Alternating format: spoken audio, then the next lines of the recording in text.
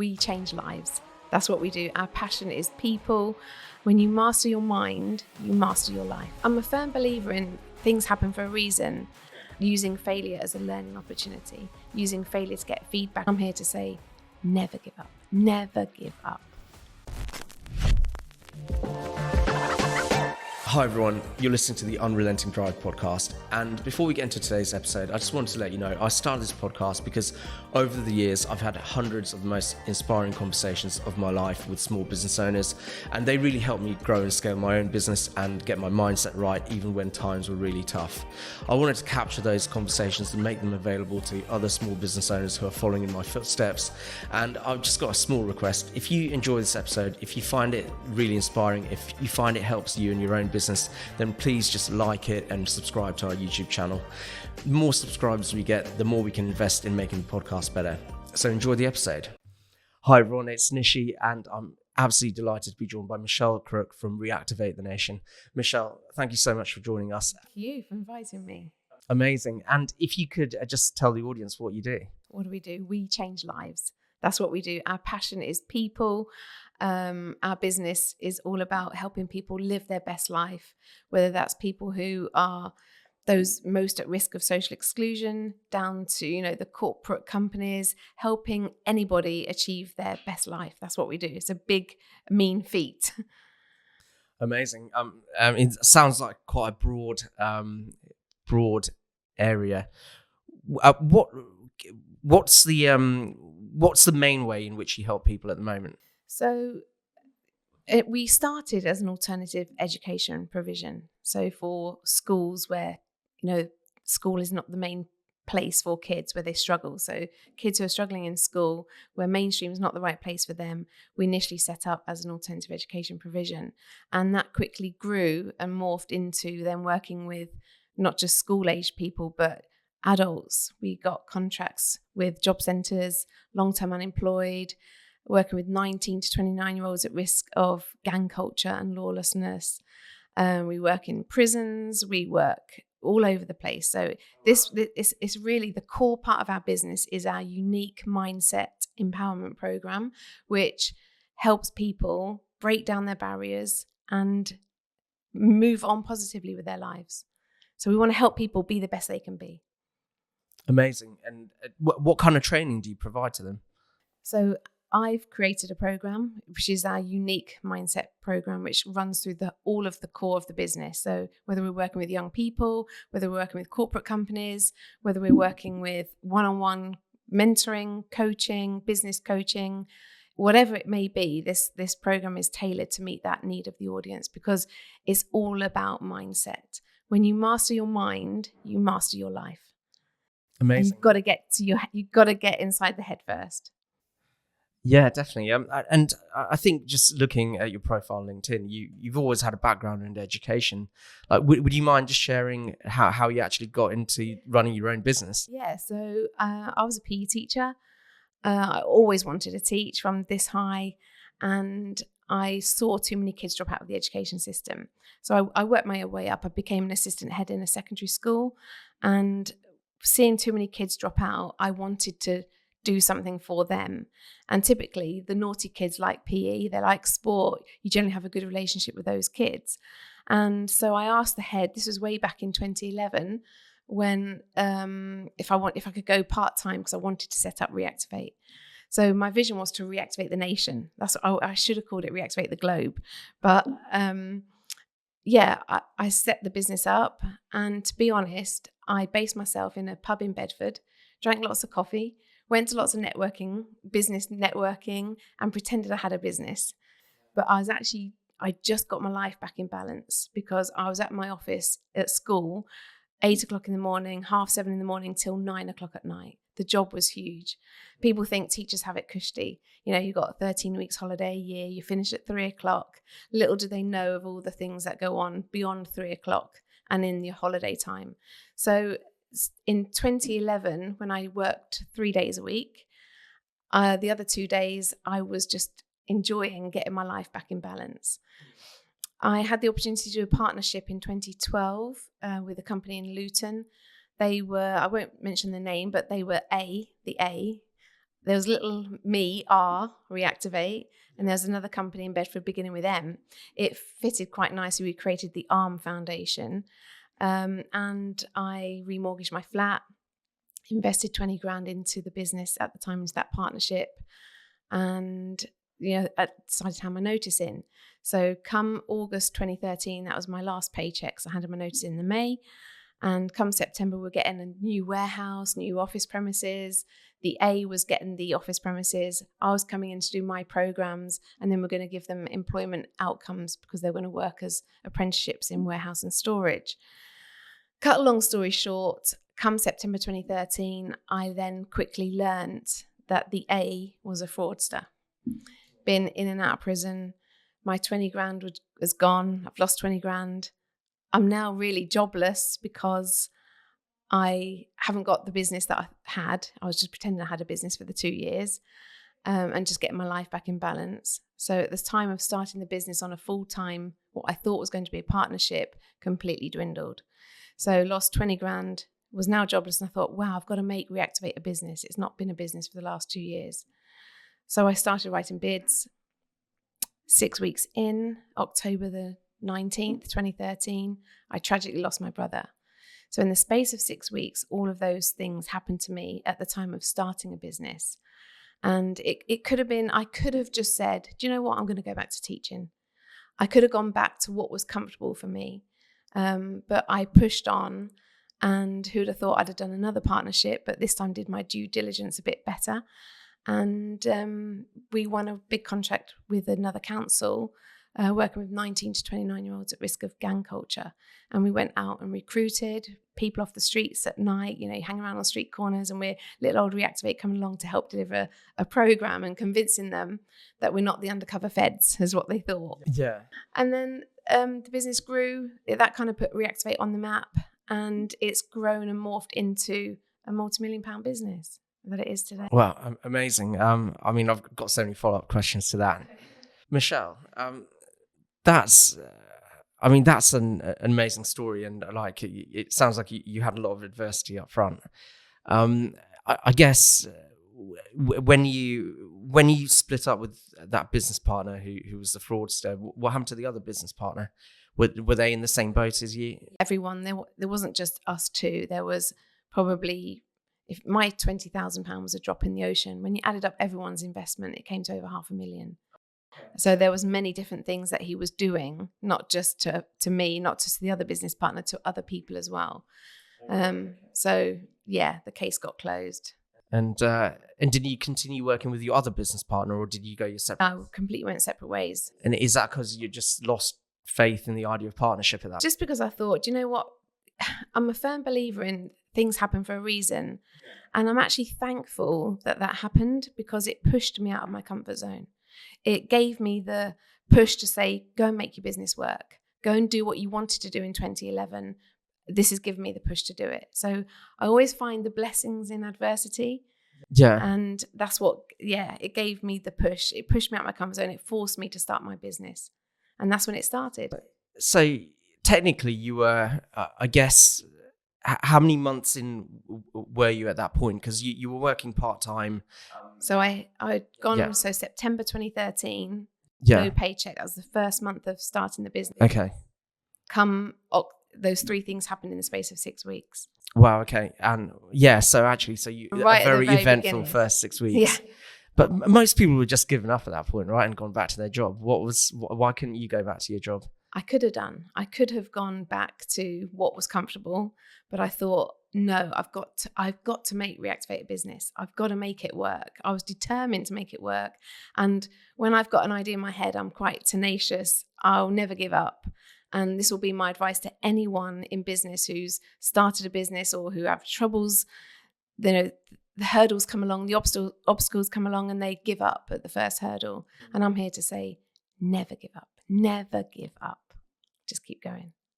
Yeah, and even taking 20k out of what is essentially your savings or your property and putting it into the business, I'd come across business owners that are 2 or 3 years in, and they know what they've got to do. They know they've got to raise the money and invest in the next step, and they don't do it. What gave you the faith to put 20k in, like in the first 6 weeks? I saw into the partnership that failed. Yes. I'd been working with them. It wasn't just a 6-week thing with them. It was a good 6 months to 8 months of working with them behind the scenes, getting premises up and running, seeing what the business could do. And I saw the vision for what we wanted as the ARM Foundation. The fact that, had the guy had done it legitimately and invested that energy into the right way, it would have been a really thriving business because the business model was really good. Yeah. So yeah, that's what made me invest. I trusted. I knew the M. It was. I knew that part of the business. It was getting to know the A. Yeah. And the A wasn't someone you wanted to know in the end. Well, the A probably stands for something else. Yes. Yeah. I'm thinking that. Wow. Okay. So did you? So 6 weeks in, all that happened. Did you? What did you do when you found out? What can you do? You can't change what's been. You can only change what's going to be. And being angry, bitter, twisted, or having hatred, having whatever negative emotion is only going to hurt me, is only going to hold me back. It's not going to affect him. He's going to carry on doing what he's doing, and he's the one that's got to go to bed at night. For me, being angry, I forgive very easily and I move on. I can't change what's been, but I can only change what's to be. And it made me made me do my due diligence with other partnerships that I did, because I quickly did another partnership that was very successful. Oh, wow. Okay. Yeah, I'd love to know more about that. But where do you get that level of positivity from? Because I don't know how long did it take for me to be positive? Maybe a good 6 or 7 years. It doesn't just happen overnight. It's a full-time job working on your mind. It's a full-time job working on you. And I've always been interested in psychology, people's behavior. Psychology was my major at uni. Do you think the teaching background helped with the positivity? Because you've got to have a positive outlook when you're working with young people, I'd imagine. Because if you're not going to be positive, they definitely aren't. Yeah, I'd like to think I was a positive influence on all the people the lives I'd touched along the way.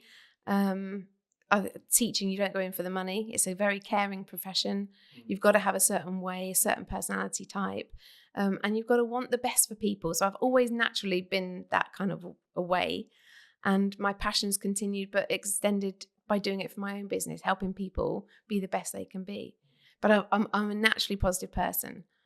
Amazing. Well, it's definitely coming across, yeah. And so you had a horrendous first 6 weeks, and if that wasn't enough to put you off the idea of partnerships forever, you then went into another partnership. With a British military company, where we combined my mindset program with British military coaching techniques. And the client group we were working with, ex-offenders, they're kinesthetic learners. They like to do things. They're not a chalk and talk, sit behind desks. And we made it very interactive. Press ups, they had to keep up with me. With my background in sport, it was right up their street, and it fitted. It was right for them, and it made a difference. But working, just helping people is my passion. And is that a partnership that's still going today? We still use British military coaching techniques, but Reactive8 was a standalone business, but brought them in as a subcontractor. So it's like a joint venture almost, or yeah. But amazing. Going forward, Reactive8 has just blossomed and grown on its own. Yeah, have you ever read the book 7 Habits of Highly Effective People? Stephen Covey. Yes, yeah, and he talks about the whole win-win thing and how like really effective people, they're always partnering up, if not informally, like on collaborations. What do you think? Well, obviously it worked out well for you, so I'm assuming you were a fan of it. Yeah, I mean, there's strength in numbers. It's good to collaborate. I'm all up for collaboration, and people, if they've had an experience where a partnership's not worked, typically most people won't want to do another partnership because they've had their fingers burnt or people's mindsets, they close off their minds because of past experiences. But you've got to keep open and be open-minded, because you can't base all your future experiences on what's happened to you in the past. People who get divorced say, I'm never going to get married again. Or people who've done a partnership and it's gone wrong in business, I'm never doing a partnership again. You're closing yourself off to potential opportunities because of past experiences. And I'm here to say, Don't let past experiences tarnish your decisions going forward. Yeah, I mean, so just better due diligence next time round, and learn rather from than it. not do it. Yeah. And every failure is an opportunity to learn. So I don't beat myself up. If I make a mistake, I hold my hands up, I say what I've done wrong, and we move on. If, that failure of investing £20,000, setting up your business, going into partnership with someone who wasn't true, is a failure. But failure is just your first attempt in learning. It's an opportunity to learn. It's an opportunity to get feedback and go back and do it again and tweak something different the next time. And that's it. That is the principles we teach. The unique core mindset program is really how I live my life. Yes. And that's important because there's a lot of people who say, oh, I know about that. I know 7 Habits of Highly Effective People. I know about that information. I know about the law of attraction. They know it, but they're not willing to do it. I understand. Yeah. And there's a big difference between just knowing and doing. Maybe I can predict your answer to this question, but if you worked with many business owners, from the sounds of it, many people in society, what do you think is the key thing that causes a business owner to fail? Self-belief. Self-belief in anything, whether it's a business owner, whether it's someone you're working with, whether it's a homeless, whether it's whoever you are working with, it comes down to self-belief. That business owner would keep going if they had the self-belief. And is it so ultimately they're giving up just before they're about to get results? Yeah, it's like you plant a seed in the ground and you're growing flowers or whatever the seed may be. Yeah. You trust that seed will grow and it will push through the soil and grow into a beautiful flower. You don't ever think, oh, that seed isn't going to go through the ground. That seed isn't going to come through the soil. But people as human beings, we're naturally wired negatively, and we naturally are programmed to think negative things and to think things are going to fail and to think, I can't do this. And just like the seed planted, they'll plant the seed for a business idea or plant the seed for whatever it is, but they'll talk themselves out of it. Or the first hurdle or first obstacle or first challenge or setback they experience, they go, oh, this stuff doesn't work. And guess what? Like the seed, it's just going to go back underground and won't push through the soil. Yeah, I think I've definitely experienced that a lot. Like, one of the main reasons for this podcast is actually I want to tell the story of the people that didn't give up at the first hurdle and just push past it a little bit, because eventually things in business do snowball. A reputation snowballs, whether it's good or bad. And the marketing momentum, everything else you do, word of mouth, which is partly reputation. So yeah, I do find, I mean, these days we because our own due diligence on clients is far more robust than it was before, then we tend to not to work with too many businesses that do fail.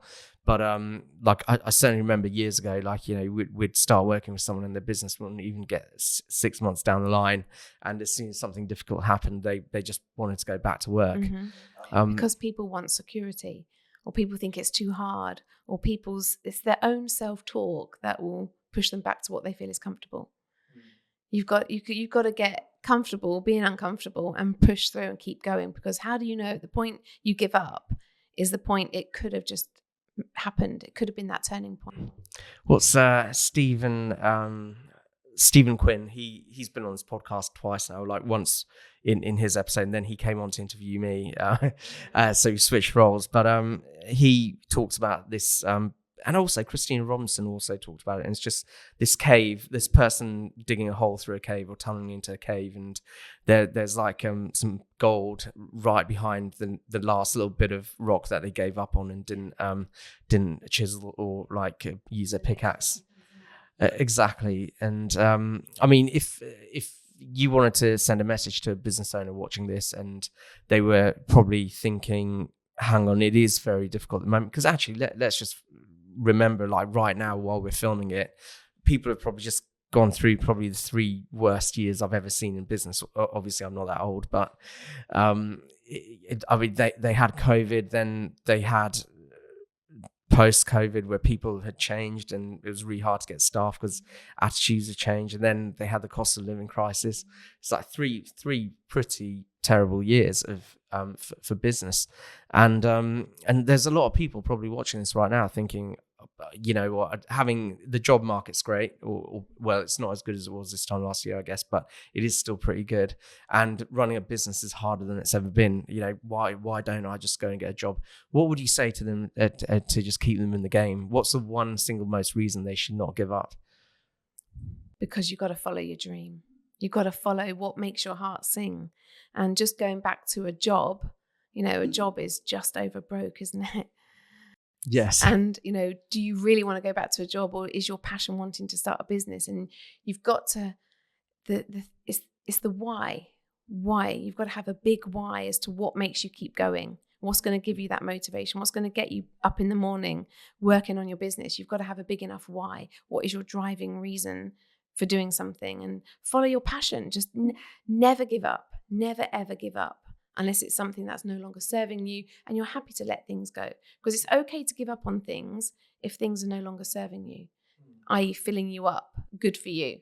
And that could be relationships, it could be a job. People stay in a job, you know, for 18, 20 years in a job they don't even like. You know, they get the Monday morning blues on a Sunday night. You know, they're dreading going into work. And for me, if any one of my staff ever feel like that, it's time to say, you need to get out. I'm going to push you and give you that shove you need, because you can't keep staying in this comfort zone that you're not happy with.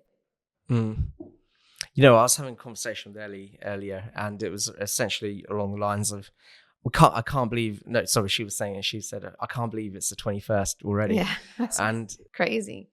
Yeah, and I was telling Ellie about the story where I used to work in a flooring tile factory one summer back from university, and it was like the most mind-numbing job like I have had, because I was just moving giant industrial flooring tiles from like one production line to the other production line.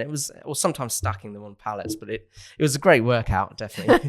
But you know, I was looking at the clock like every day, and it was like 3 o'clock. Oh, it's 4 o'clock, and it's still an hour to go. And I was like so miserable, but I just kept doing it because like I've just been taught to have a job, and well, also I need the money. But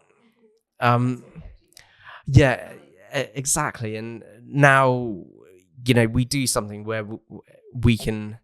I mean, I certainly get to, you know, the 21st in the month, and I'm like, where did that all go? Or I get to 5 o'clock and I was like, how did that happen? But like, you know, it's nice when members of our team say it as well, because that means like, you know, it's not just me getting that fulfillment. They are too. But I think it's really important, because life is too short to do something where you're just watching a clock. Or I always find it a bit mad where, you know, you ask someone how it's going and they'll begrudgingly say, oh, it's almost Friday, or it's almost a weekend. Whatever it is. Yeah, and you get 30,000 days in your life, and the idea people are just wishing some of them away, just to get to that weekend. Whereas really they should be doing something where, you know, they should say, oh, it's good, but it's a shame there's only 3 days left of the weekend. If only there was 5. If only it was Monday all over again. That's fantastical. I don't think many people do think like that. But people should do what they love. People should just follow their heart and do what they love. Would you say you're successful as a business owner when you actually start hating the weekends because you're not working? No, absolutely not, because it's a balance. You've got to find a balance. And going to work for me is not work. When I go and deliver programs to clients, if wherever I go, I have a team of people that do that as well. But I actually like going to grassroots and going to meet the clients and doing some delivery, and they get a bit of me with the mindset stuff. Yeah. But going to, you know, doing these things is not work. So every day I'm not working. Every day is like a weekend. But it is, you know, weekend time for family, time for yourself. It's having that balance, and all work and no play makes Jack a dull boy, isn't it? Yeah. So it is a balance. I think I tend to work on my weekends now, just because I somewhere along the line I blurred that line between like home and work. Yeah, it's because if I've got the option of either watching Saturday Morning Kitchen or playing Call of Duty or writing a blog. Like the other two, I feel guilty that I didn't actually make the most of the day, so I'll just sit down and write an article or something, and then. But I could argue. But then you can play Call of Duty. Could do. No, the articles I write are quite long. I never get around to it, but it is. I think there's certain things in business which are more like a hobby than actual work. Yeah, so it's kind of. And then I do ask the question. Yeah, fine. That thing I did help the business in a way, but did I do it because I like writing? Do I do it? Although, sometimes I write about accounting and tax and like cash flow and pricing and all that kind of stuff. But actually, that's something I'm interested in because I'm not just learning when I'm at work. I'm watching the YouTube channels on it, and so that's your passion.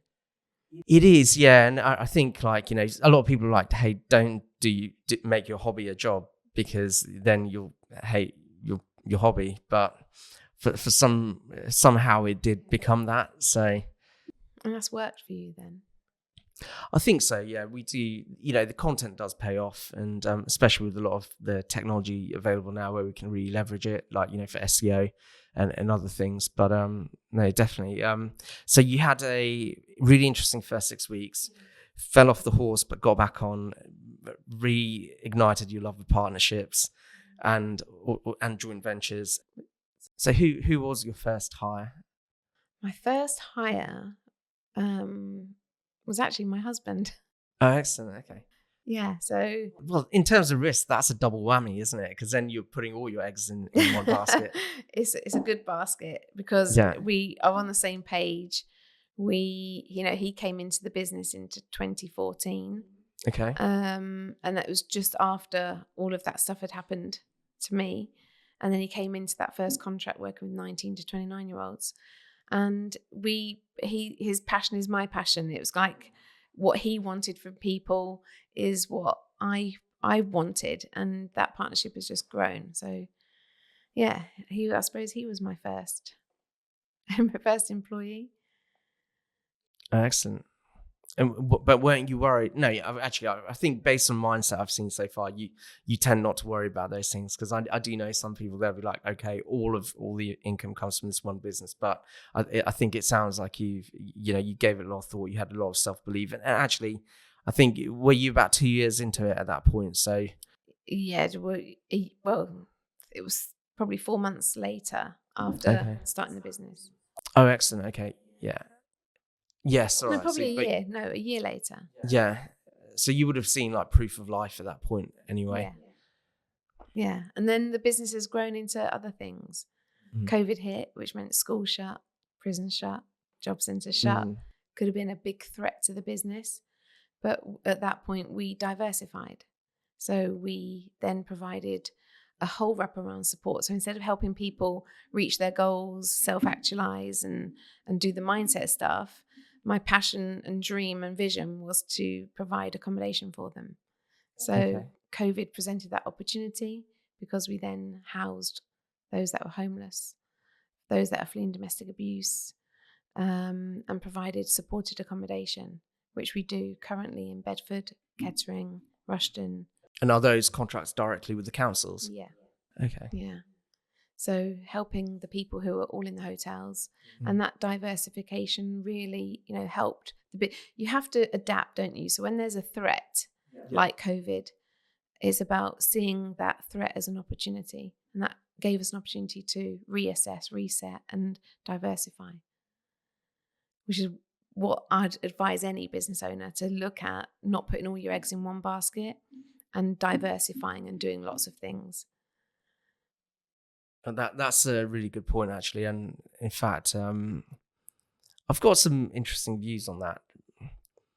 Like jack of all trades, master of none. So, Michelle, you believe in diversifying.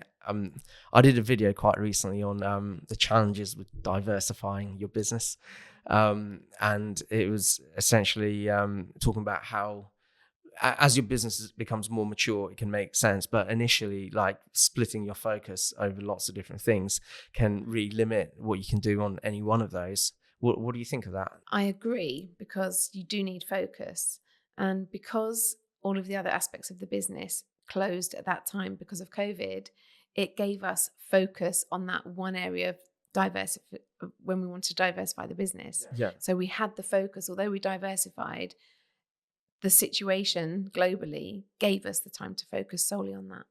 Yeah. So I do agree with you about the need to focus, but also think about what else could I do?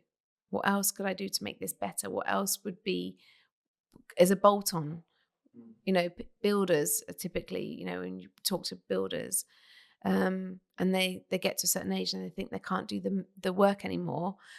They don't think they can do anything else. Well, actually, if you thought about setting up an academy where you're training up people to your standard of how you want it to be, and you're just giving them ideas and food for thought to think, and it's things they've never thought of. Someone who's a top salesperson and who works in a car company, for example, could actually become self-employed, set their own business up, and train people to be the top salespeople. That does make sense. Do you work with a lot of startups in that scenario? We've got actually an event this Thursday in Bedford, and it's a business growth. It's a money mindset mastery event. Amazing. Which combines with business mindset too, business growth mindset. So I've got somebody else doing speaking alongside me. I'm doing the mindset. He's going to be doing the construct. He's like 30 plus years in construction and helps SMEs grow. He helps any company grow. So if you're free Thursday, it's this Thursday. You know what, Michelle, when's the next time you hold that event? Because this probably won't go out for another 3 months. Okay. We hold events, try hold events quarterly. Amazing. Yeah, we do quarterly events too. But excellent. Okay, so money mastery mindset. Yeah, is this Thursday, combined with business growth to help SMEs. Is that like Tony Robbins style stuff? No, it's my stuff. Okay. It's just looking at, people live to their means. I could do a whole podcast on money though.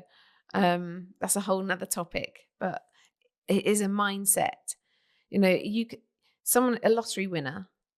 Yeah. They will soon, with the mindset they have, and they suddenly win a large injection of cash, they will soon lose that large injection of cash and go back to that old ways of money. I heard an interesting stat on that. So was it 90% of lottery winners have lost all their money within 2 years? Yeah. And they'll go back to what was their preconditioned way of behaving, because they've never been able to manage that kind of money. It's alien to them. When it comes along, they'll blow it. They'll blow that money and they'll end up back to where they were. Yeah. Because it's a mindset.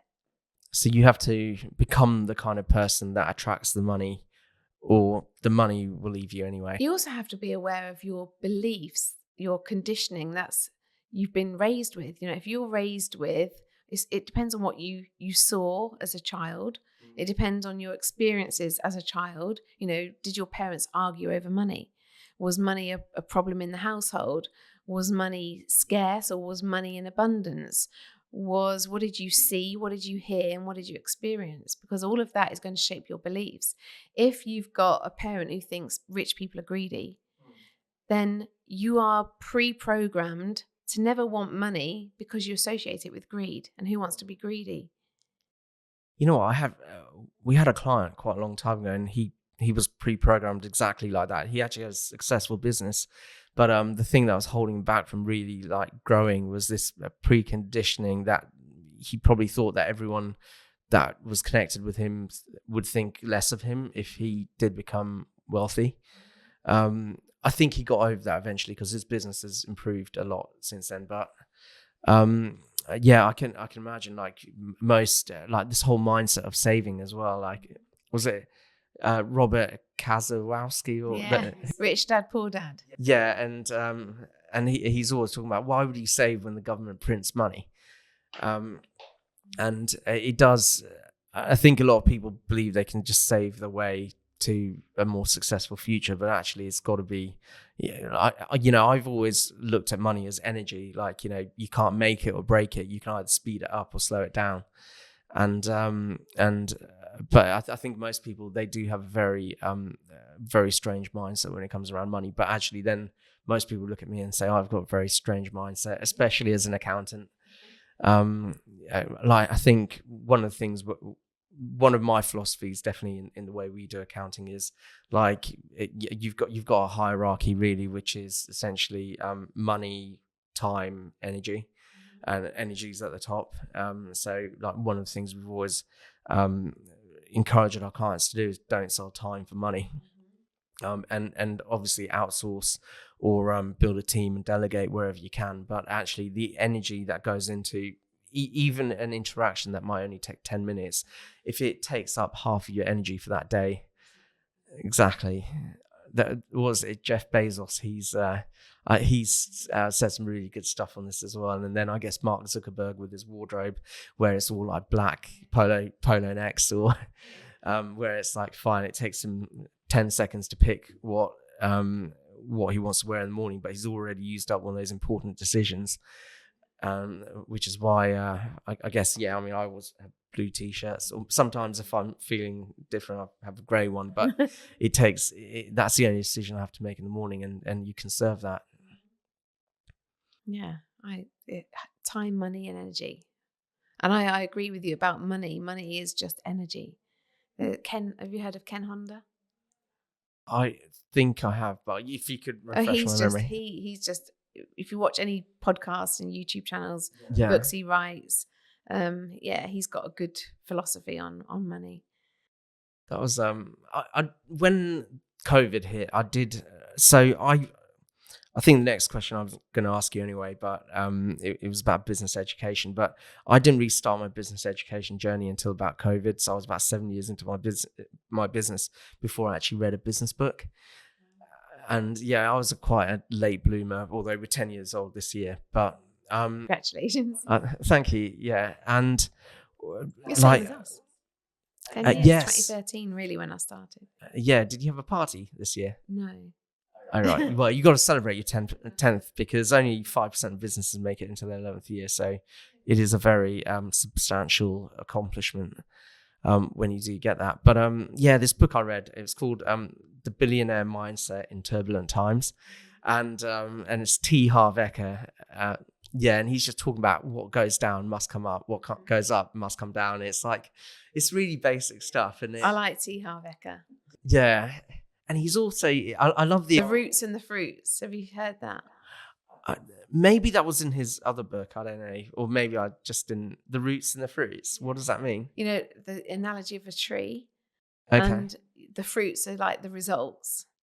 Well, if they're not liking the results, the fruit's perhaps too small, or the fruits aren't quite ripe enough, and they look to change the fruits. And actually, you've got to address the roots. You've got to address the seeds in order to change the fruits. Most people don't. It's what you get on the outside is a direct reflection of what's going on the inside. And you've got to work on the inside out, whether it's for money, happiness, whatever. I could do another whole podcast just on happiness. You're welcome to. Like, we can get you. But I love T. Harv Eker. Yeah, well, I'm more than happy to have repeat guests anyway. So if you do want to do a whole podcast on that, but so T, and he was talking about, like, most people go to a restaurant and they'll be looking through a menu and they'll see like the chicken's like £11 or $11, and then they'll see something they really like the fish, and they'll ask the waiter, what's the how much does the fish cost, the market price, and then instead of actually asking what is the market price, I'll just be like, I'll have the chicken. And then he talks about like the importance of making money so you can be the person that doesn't have to worry about the market price. That was a good, that was definitely good. So the question I was going to ask, but I guess the answer, bearing in mind what you do is all about educating people to be more successful, is like, how important is business education? I think education in general, and coming as a background as a teacher, I'm talking about self-development education, understanding the mindset, learning about not just business growth and business education, but with all the knowledge in the world, if you haven't got the right mindset, you'll never attain the money you want. So it starts with mindset and personal development. So I'm really hot on personal development, and I love reading those kind of things, law of attraction. Is that The Secret? The Secret, yeah. Most people don't know what the law of attraction is, but it's a universal law, and it's about understanding it. The law of vibration, What's the law of vibration? Well, it's the first law. So the law of attraction is the second law, but the first law is the law of vibration, because how we are just energy. Money is energy. We are energy. This table's energy. You can't see it vibrate right now, but it is. And, at a vibrational level, you've got to be operating at a good vibration in order to then attract the things you want into your life. So, operating. Sorry, how many laws are there altogether? Oh God, I have no idea. Oh, the law of gravity, the law. Sorry, I meant like in terms of like attraction. business or attraction. Yeah. I don't know. The two that I focus on is the law of vibration and the law of attraction, and created a program around that to challenge people's thoughts and mindset. But yeah, that's really good. I've never heard of the law of vibration, but it's no, it makes sense. But reading is important. If you ask most successful business owners, most successful people, they read. They read at least one book a month. Okay. They read at least 12 books a year, whether that's through listening, audiobooks, while you're on the treadmill, listening to something, T. Harv Eker, or, but reading is so important because it's about learning and growing, and we're not going to know it all. And if T. Harv Eker actually says, if you're not getting the results you want, there's something you don't know. Yes, that makes sense. So if you're not getting the results you want in business, in relationships, in any area of your life, there's something you don't know. So go and find out, go and expand your knowledge, expand your, learn. So learning is up there. Reading is good. And how many books have you written? Yes. I've been or published an author in a book that's published, and that was a couple of years ago. But I've started to write my own collection. It's called the Get Inspired range, the Get Inspired series, and they are literally 20 to 30 minute reads, bedtime. Yeah. They're designed for bedtime, but people read them anytime. But when you're sleeping, your subconscious mind is then working on what you've just read. So they're really just bite-sized chunks. I don't know if you're old enough for the Mr. Men. Do you know the Mr. Men books? Yeah, I'm 40 next year. So the Mr. Men collection is what the Get Inspired collection will end up looking like in terms of the volume. Okay. These days, it's more like Peppa Pig for me because I've got young kids. So it's actually, I haven't heard of Mr. Men for ages, but no. So I've written a book, Use Your Thoughts to Get What You Want. Okay. My second book is Break Through Your Comfort Zone to Get What You Want. My third book is Set Goals to Get What You Want. My fourth book is Use Failure to Get What You Want. So there's a theme going through about how people can overcome obstacles, overcome challenges. Use failure to get what you want. How do you use failure to get what you want? So you could say, I spoke earlier about my failures right at the beginning, and choosing the wrong business partner, and people could look at that and say that's a failure. That partnership, the ARM Foundation, was a failure. It's using those failures to say, do you know what? I've learned this and this and this from that experience, and I'm not going to use this to go forward. Using failure as a learning opportunity, using failure to get feedback and say, I'm going to get back on that horse again and give it a go. That's using failure to then ultimately get where you want to be. Yeah. Because a lot of people beat themselves up, don't they? They do, yeah. If you ask people what is their opinion, what are their thoughts about the word failure, some people, and I do a lot of this with a lot of people, and it tends to be the men that say this. They say failure is not an option. And failure is always going to be an option. It's how you cope with failure. It's how you... Yeah. Failure is always going to be an option. You're either going to win or succeed, win or fail, succeed or fail. Failure will always be an option, but if you are setting yourself up to fail if you think it's not an option. A question I ask myself a lot actually is, how far would I go?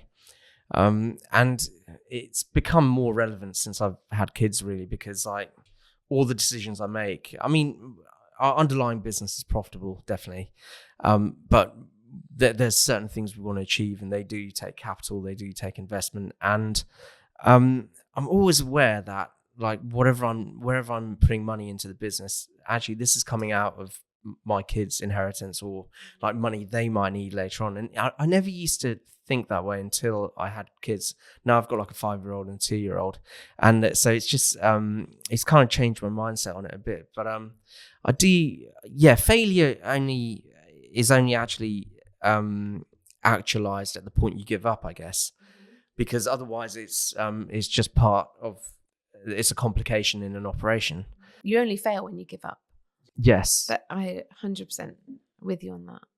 But I do. Having kids for you has made you more cautious then?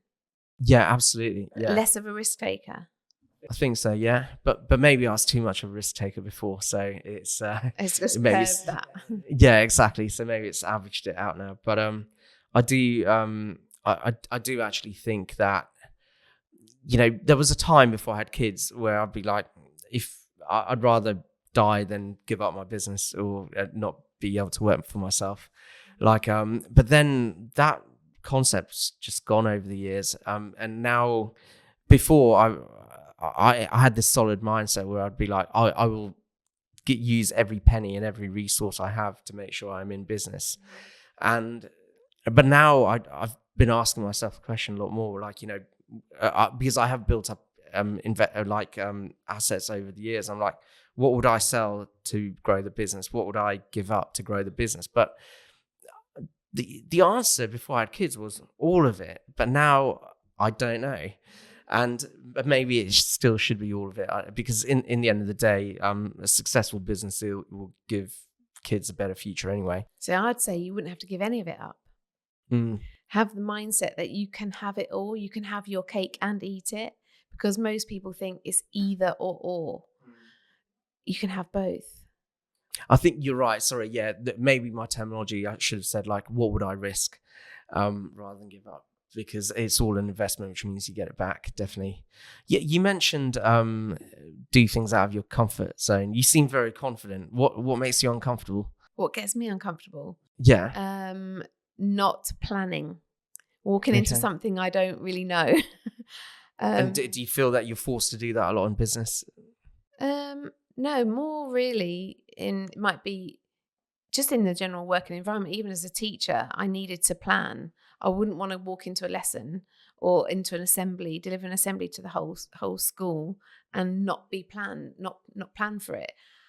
In terms of, you just think on your feet. If you are thrown at, like coming to this podcast today, I wasn't uncomfortable coming. I'm comfortable just having a chat with you, but I didn't know what I was walking into.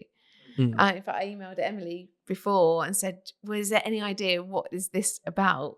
But so it's learning to, what was uncomfortable perhaps isn't uncomfortable for me now, because I've now extended my comfort zone. So being put on the spot, what would have probably made me uncomfortable 10 years ago, my comfort zone is extended and it perhaps doesn't make me uncomfortable now. I don't know what makes me, holding a spider making me uncomfortable. But I guess in a professional context, like to grow, you have to challenge your comfort zone. So what's the next thing you can do as a professional to challenge that comfort zone? Is it this podcast, or did you have something in mind? In terms of how I want the business to go going forward? Yeah, absolutely. I want to work with major corporate companies and either really push out the corporate training side of things, or I want any viewers that are watching who want to get on board with positive mental health and well-being. I think we need to do more for the, as a nation, for those suffering with poor mental health. And these books that I'm writing are designed to help people live their best life. No matter what they're going through, what traumas they've had, pick up this book because it will pick you up. And I want to get this on a global scale. That's the vision. I want to really push this collection. Corporate social responsibility as well. Getting companies on board who say, do you know what, I want to gift that to my consumers, and put that idea out there. So I'm really pushing. So really leverage your business to reach as many people as possible. Yeah. So we also have got a platform developed, which is being launched. Really, I'm going to mention it this Thursday, but it's called I Am Great. reactive8.co.uk, and it's a platform for people to subscribe to get more content on money, health, their network, and mindset. And they're the 4 categories I've kind of concentrated on. Which one do you think is the most important out of those? Mindset, without a shadow of a doubt. And why is that? Mindset, health can be affected by your mind. If your mind's not in the right place, your health can deteriorate, and vice versa, because, mental health and physical health are they're interlinked, they're intrinsic to each other. And, mindset is when you master your mind. I said it at the start of the podcast, you master your life. And I'm talking finances, social, network, your environment, all of those things, physical health, mental health, emotional health, spiritual health, social, all of those things are impacted.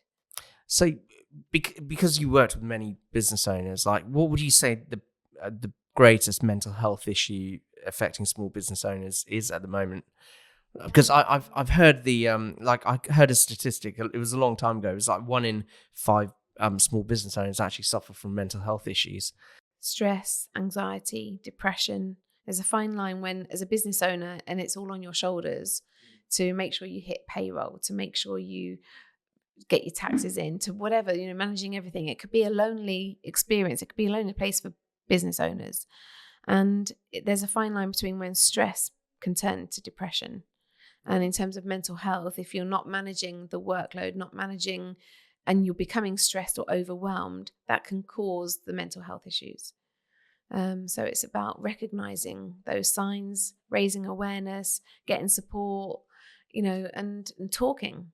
Because most people... Is there a straightforward solution to it? No.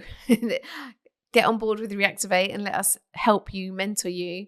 The testimonies we've had from people, I don't know if I should say this, but people have said, I've worked with the NHS for so long and they've done nothing for me, but one session with you, Michelle, has really helped. I'm no psychologist, no counsellor, no medically trained person.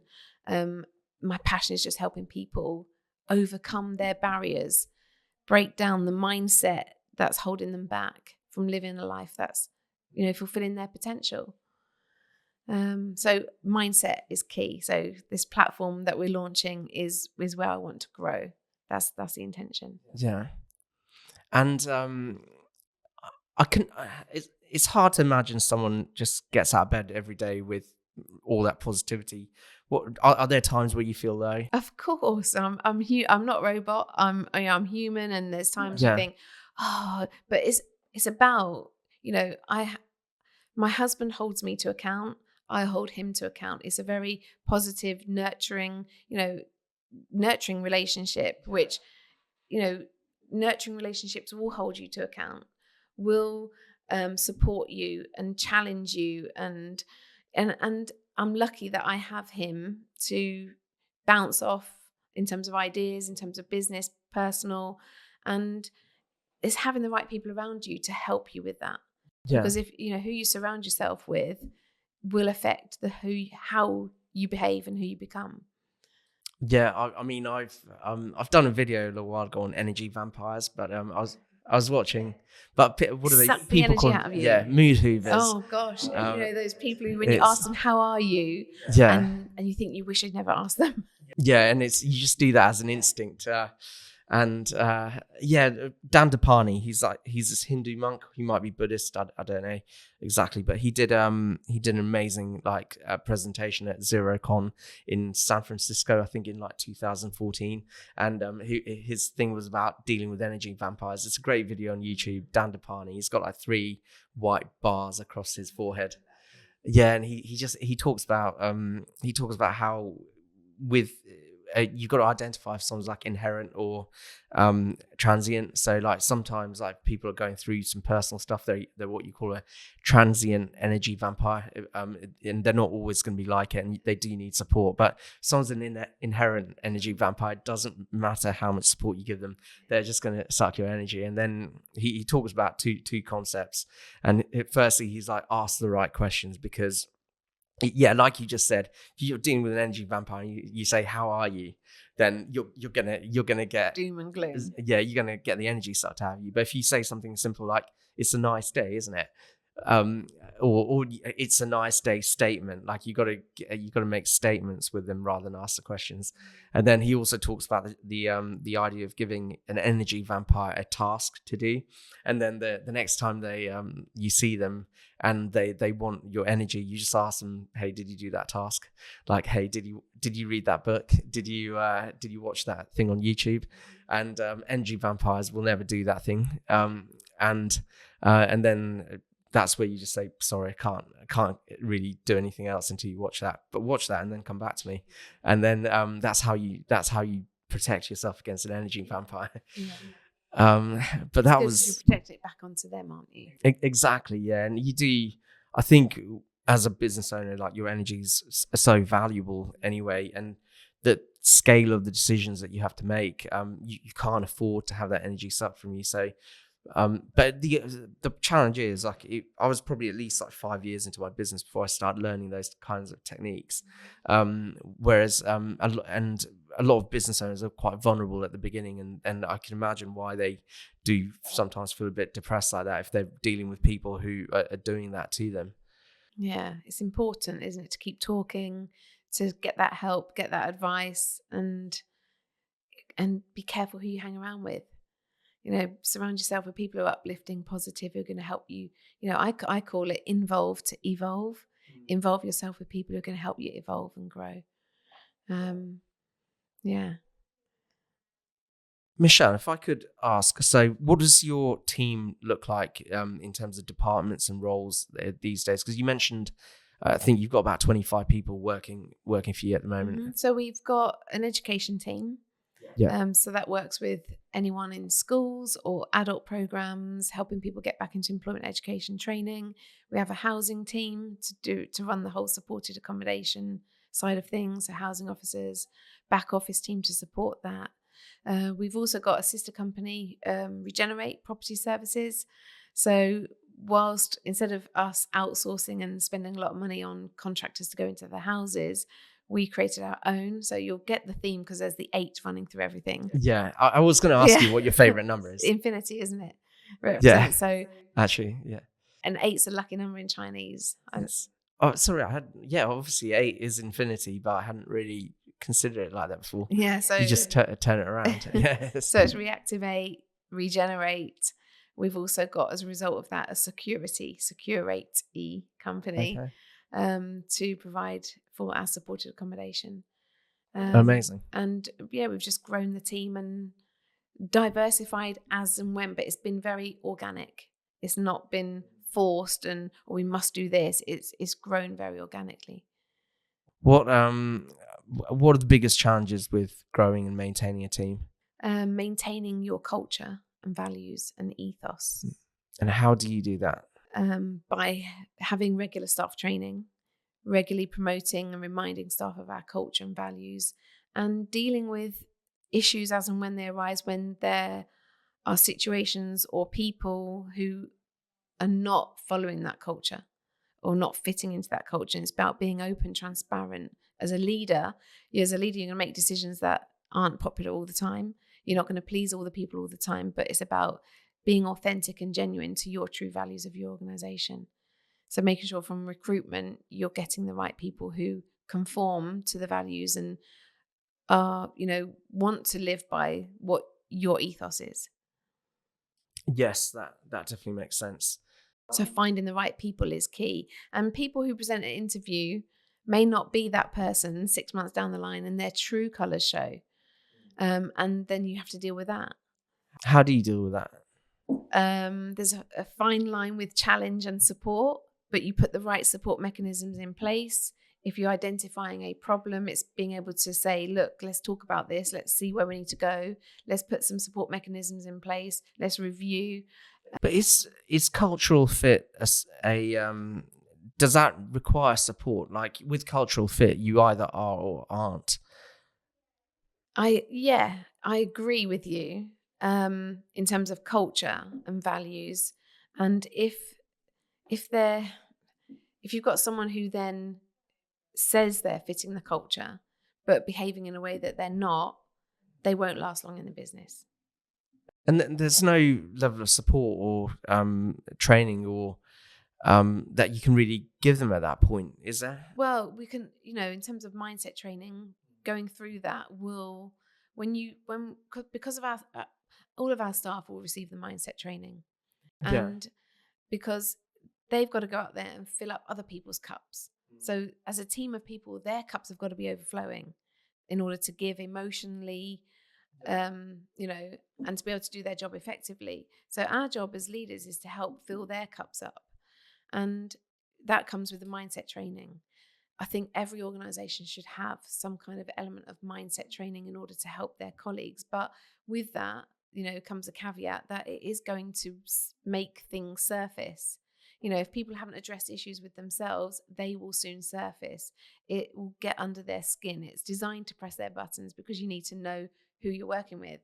And people can only keep up a facade for so long until true colours show. And that's when you then know whether they fit your values or not. But that's only through that process.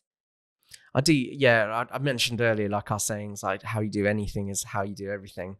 But I think it's quite an important point actually. But like for example, when we've had people in the business in the past where they've been like inherently selfish, for example, and not only think about themselves rather than work for a team, like you're probably better equipped to deal with something like that than maybe I am because it's your line of work. But can mindset training make someone less selfish, for example? Yeah, or if people behave, habits, isn't it? Thoughts trigger feelings come out in your behavior repeated over time becomes a habit shapes you as a person. You could go on to say a person who you are shapes your destiny, but your habits that you could be set on default. That's your habitual way of behaving because of your conditioning. So you can break habits, you can change behaviors. You can change behaviors by addressing thoughts. So it's about seeing those behaviors, raising awareness of those behaviors. If someone's selfish or if someone's rude or if someone's abrupt or whatever the issue is, that as long as you're raising it to say, a few people have noticed this, something needs to change, or you need to look at how you speak. The how to is key.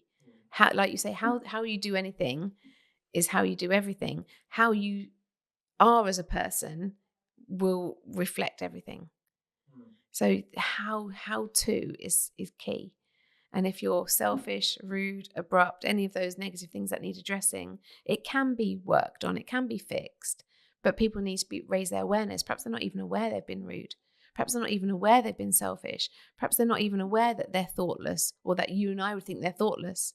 Perhaps they're not aware they're not using initiative because it's alien to them, because it's not normal, because it's not part of their preconditioned ways of thinking. Yeah, that makes sense. So I think everything can be fixed. It's about how you fix it, raise awareness, address the problem, provide the support in place, and help them break that barrier, break that cycle of habitual behaviors.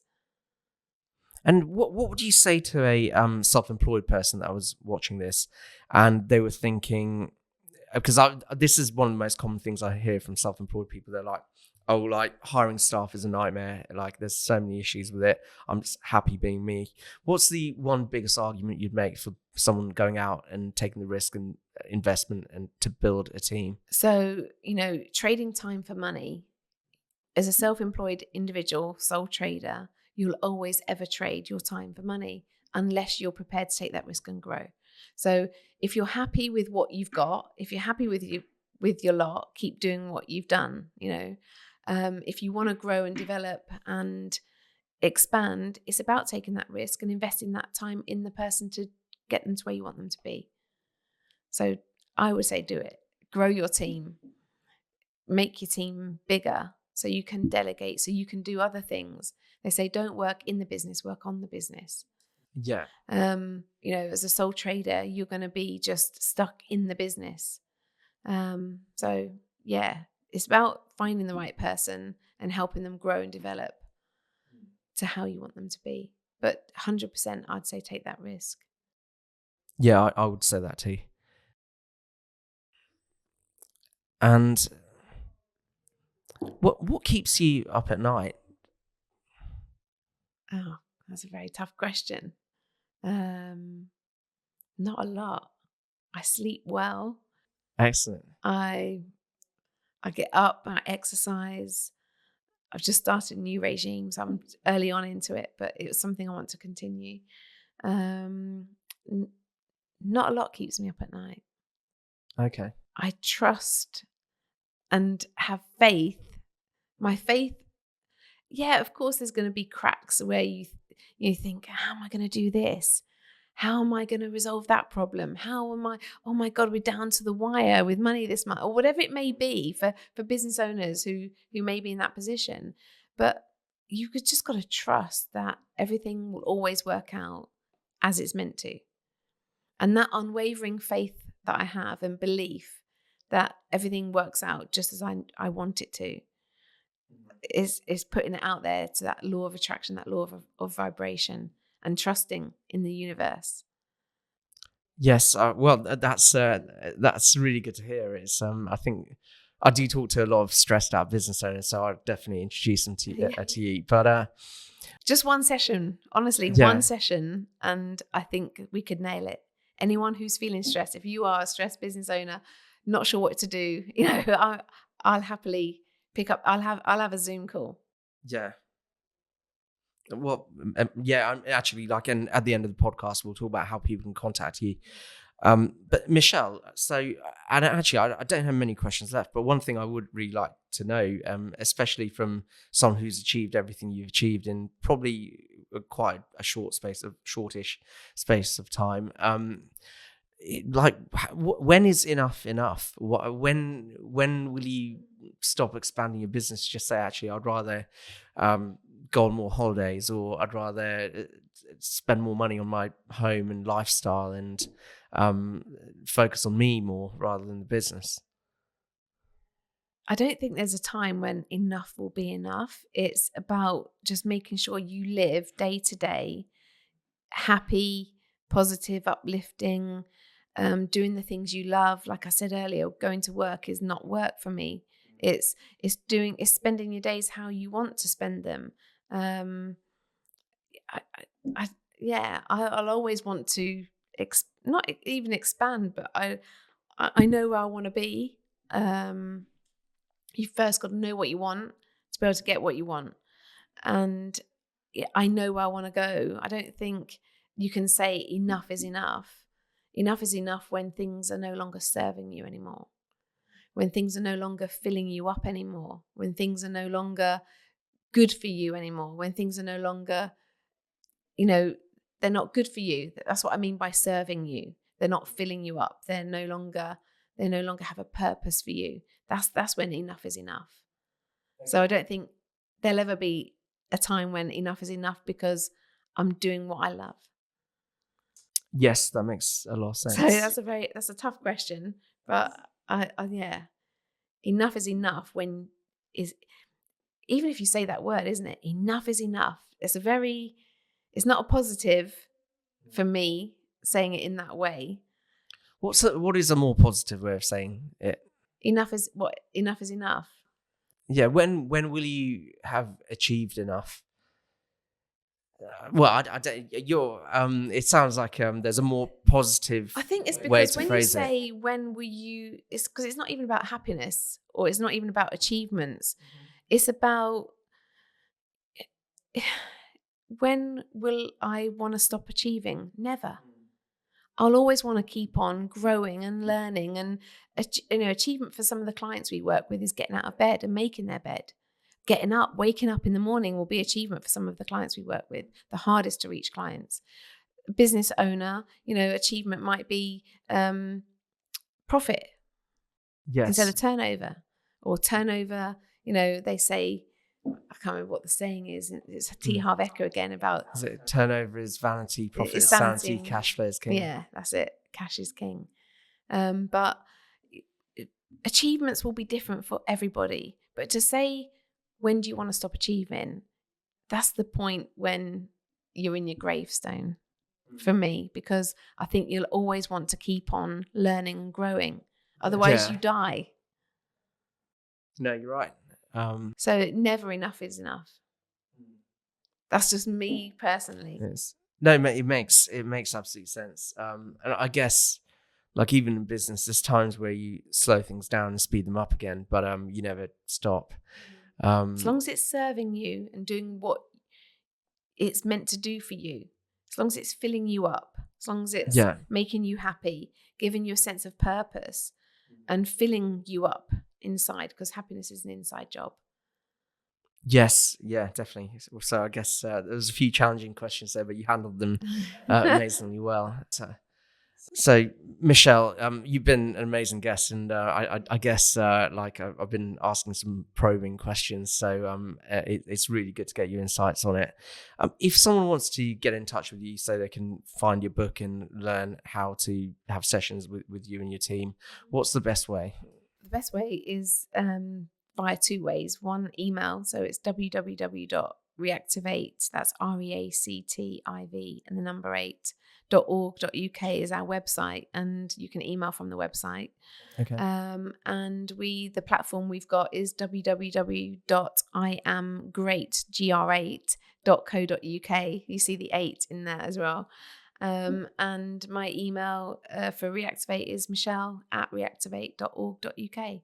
So anyone who wants business mentoring, perhaps you're struggling, perhaps you just need a conversation, feel free to pick up the phone, email, get in touch, and hopefully we'll work some magic. Amazing. So thank you so much for joining us. Thank you for having me. Yes, it's been a pleasure. Everyone, you've been watching the Unrelenting Drive podcast. Stay tuned for future episodes.